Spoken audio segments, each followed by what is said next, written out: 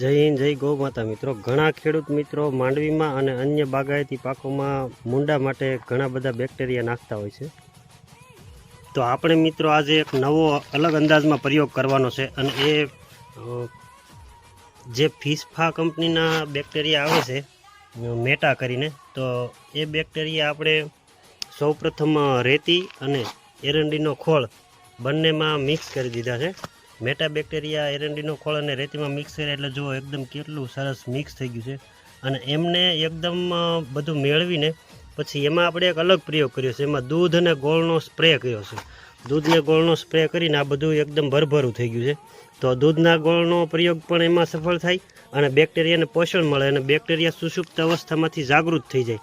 હવે જે આ મિશ્રણ તૈયાર થયું એમને આપણે 12 કલાક એમને ફર્મેન્ટેશન માટે રહેવા દઈશું. બેક્ટેરિયા બધા એક્ટિવ થઈ જાય અને એનું પ્રમાણ વધી જાય ત્યારે સવારે આપણે વહેલી સવારે એમનો છંટકાવ